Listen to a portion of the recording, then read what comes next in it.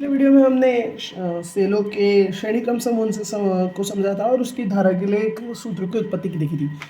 आज हम सेलों के समांतर क्रम से समूह को समझेंगे और उसकी धारा उत्पत्ति के लिए एक व्यंजक की स्थापना करेंगे। तो देखते हैं। माना कि n सेल समांतर क्रम में जोड़े गए हैं। सेलों का एक ऐसा समूह है जिसमें सभी सेल की धन प्लेट किसी एक बिंदु पर तथा सभी ऋण प्लेट किसी दूसरे बिंदु पर जोड़ दी गई है। ठीक है। समांतर क्रम समूह में हम क्या करते हैं कि सेलों के धन सिरे को एक बिंदु ए पर जोड़ देते हैं और सारे सेलों के ऋण सिरे को एक बिंदु बी पर जोड़ देते हैं। इससे हमें ना एक समांतर क्रम समूह प्राप्त होता है।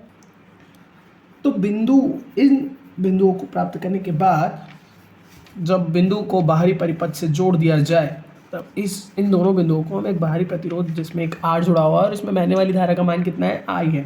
तब इसमें विद्युत वाहक बल का या कुल जो विद्युत वाहक बल का मान जो होगा वो कितना होगा, E होगा। तब आंतरिक प्रतिरोध का मान 1/R1 is equal to 1/R1, जो कि आंतरिक प्रतिरोध सेलों की संख्या पर निर्भर करेगा। जितने सेल जुड़े होंगे उतने आंतरिक प्रतिरोध जुड़ेंगे।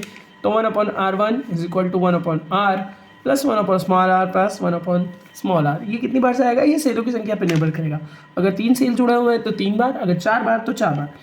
तो 1/r तो n संख्या की तो n/r। अब दोनों पक्षों को मैं क्या करता हूँ कि पलट देता हूँ। तो मेरे पास कितना आ जाएगा, R1 is equal to R/n।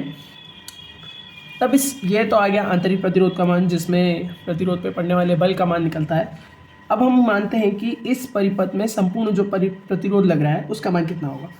पहले तो हमने आंतरिक प्रतिरोध का मान निकाला जिसको हमने R' से दर्शाया, और R जो कि बाहरी परिपथ में पहले से जुड़ा हुआ है उसका मान पहले से हमने कितना मान रखा है, R मान रखा है। तब इसका मान कितना होगा, संपूर्ण प्रतिरोध का मान R प्लस R' का मैंने मान पहले ही निकाल लिया जिसका मान R/n प्राप्त हुआ जो कि स्मॉल r है। इसको स्मॉल r ही लिखना ज़रूरी है क्योंकि फिर डिफरेंस हम बताएंगे कैसे। तो R प्लस R/n। अब इससे है ना, मैंने एलसीएम लिया है इसका, तो एलसीएम लेने पे n आया, इसका अंदर गुणा करेंगे तो n into R plus R। ये हमारे परिपथ में बहने वाले कुल प्रतिरोध का मान है। अब इस प्रतिरोध में या परिपथ में जो कि मान को हमने प्राप्त किया है, इसमें बहने वाली धारा का मान कितना होगा उसको देखते हैं।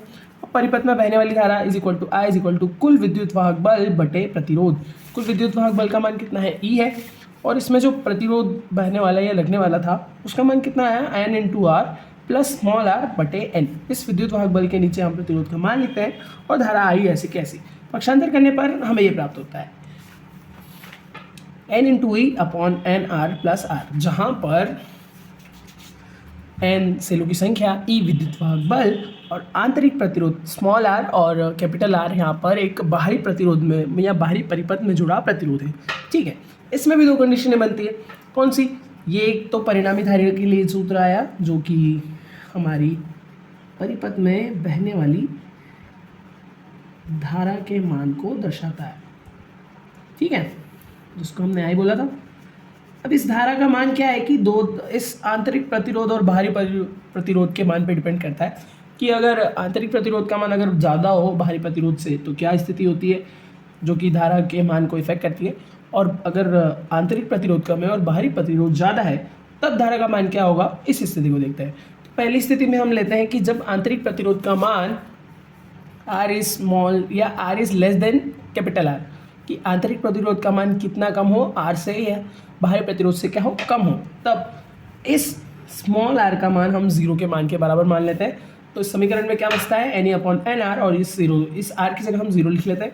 तो परिणामी धारा में क्या बचता है, E/R, मतलब कि परिणामी धारा बराबर एक सेल से प्राप्त होने वाली धारा का मान। अतः इस स्थिति में धारा प्रतिरोध लाभप्रद नहीं होगा क्योंकि धारा में मतलब जो सेल से जो प्राप्त हो रही धारा है उसका मान क्या हो जाता है, आंतरिक प्रतिरोध के मान से क्या होता है, कम होता है ना। तो जो धारा बढ़ना चाहिए थी वो बढ़ती नहीं है, बस एक सेल से जो धारा प्राप्त होती है उतनी प्राप्त हो जाती थी। ठीक है।